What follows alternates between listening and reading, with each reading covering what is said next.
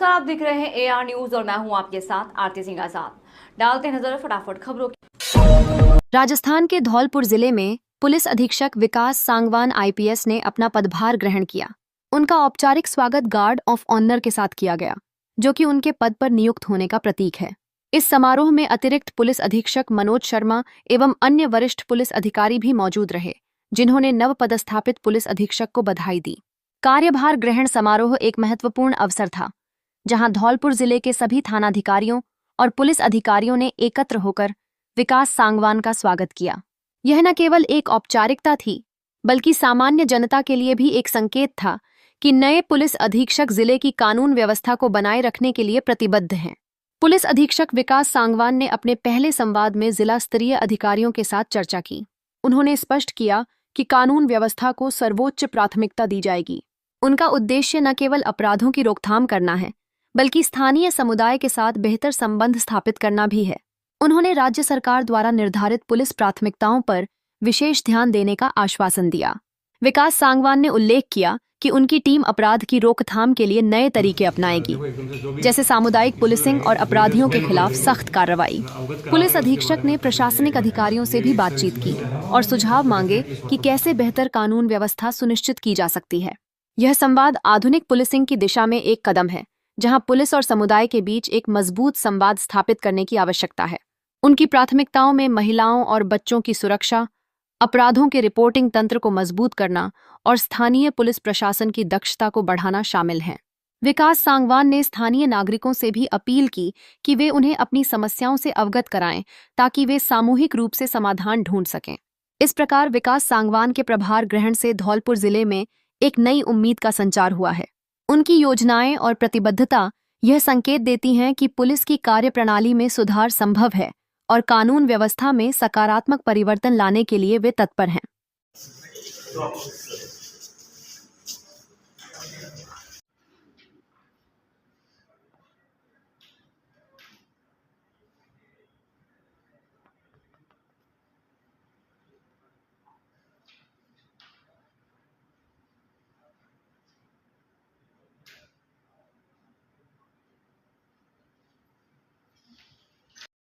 Police अधीक्षक के तौर पर मैंने ज्वाइन किया है।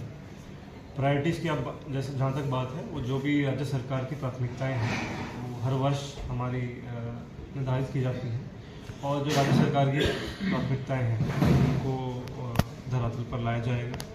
साथ ही जो क्षेत्र की समस्याएं हैं, जो अभी मैंने अपने जो स्टाफ है उनसे भी डिस्कशन किया, कलेक्टर साहब से भी चर्चा हुई। आपके माध्यम से भी जो मुझे समस्याओं के बारे में पता लगेगा, उनके ऊपर ज़रूर प्रयास किया जाएगा कि हम बेहतर सेवा लोगों को दे सकें और समस्याओं का निवारण किया जा सके। देखो, एकदम से जो भी इश्यूज रहेंगे कुछ धीरे धीरे सॉल्व हो जाएंगे। अवगत करा दें उसके बारे में पहले एक बार, ये इस तरह की समस्या है, उसको डेफिनेटली सॉर्ट आउट करेंगे।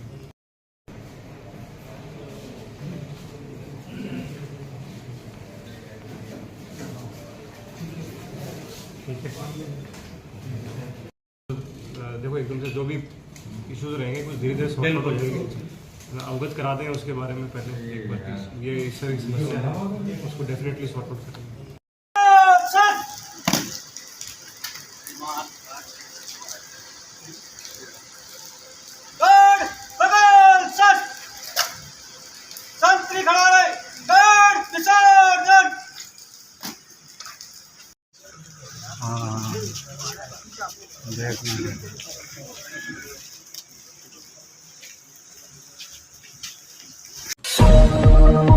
बीते गुरुवार 24 जुलाई 2025 को भारत के लिए कई महत्वपूर्ण घटनाएं की शुरुआत हुई। प्रधानमंत्री मोदी ने ब्रिटेन का दौरा किया, जहां वह एक मुक्त व्यापार समझौते FTA पर हस्ताक्षर करने की संभावना पर चर्चा कर सकते हैं। इस दौरे में किंग चार्ल्स III से मुलाकात भी प्रस्तावित है, जिससे दोनों देशों के बीच के संबंध और मजबूत होने की उम्मीद है। दूसरी ओर भारत की सामाजिक समस्याएं भी सुर्खियों में रहीं, जब लव जिहाद के आरोपों में 4 मुस्लिम युवकों को गिरफ्तार किया गया। उनके खिलाफ नाबालिग हिंदू लड़कियों के साथ दुष्कर्म का आरोप है, जो इस मुद्दे पर एक बार फिर से गहरी चिंता बढ़ा रहा है। पाकिस्तान में एक गंभीर घटना ने सभी को चौंका दिया। शाहीन 3 मिसाइल के परीक्षण के दौरान एक बड़ा हादसा हुआ और यह हवा में ही विस्फोट कर गई, जिससे पाकिस्तान एक भीषण आपदा से बच गया। इस घटना का असर न केवल पाकिस्तान बल्कि समस्त क्षेत्रीय सुरक्षा के लिए महत्वपूर्ण है। दिल्ली के शाहीन बाग से जुड़े एक सनसनीखेज मामले ने फिर से ध्यान खींचा है। वहां एक लड़की ने धर्मांतरण की प्रक्रिया के बारे में चौंकाने वाले खुलासे किए हैं, जिससे यह स्पष्ट होता है कि गहरी सोच विचार और भ्रामक गतिविधियों से समाज में वैमनस्य फैलाने का प्रयास हो रहा है।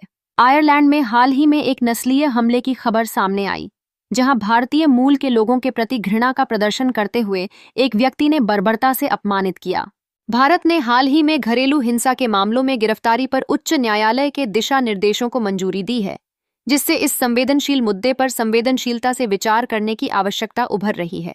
वहीं विज्ञान ने एक नया मुनासिबता पेश किया है, जब चिकित्सा विज्ञान ने इस दुष्प्रचार का खंडन किया है कि काली ब्रा पहनने से ब्रेस्ट कैंसर होता है। इस विषय पर तथ्य और तर्क सामान्य धारणा के विपरीत हैं। एक और नजर रखने वाली घटना में इजरायल की ओर से परमाणु कार्यक्रम को आगे बढ़ाने की चेतावनी ईरान के लिए सीधी चुनौती बन गई है। इस विरासत का प्रभाव न केवल दोनों राष्ट्रों बल्कि विश्व स्तर पर सुरक्षा समीकरणों पर पड़ेगा। अंत में चुनाव आयोग ने उपराष्ट्रपति के चुनाव की तैयारी शुरू कर दी है, जिससे देश के राजनीतिक परिदृश्य में एक नई ऊर्जा का संचार होगा।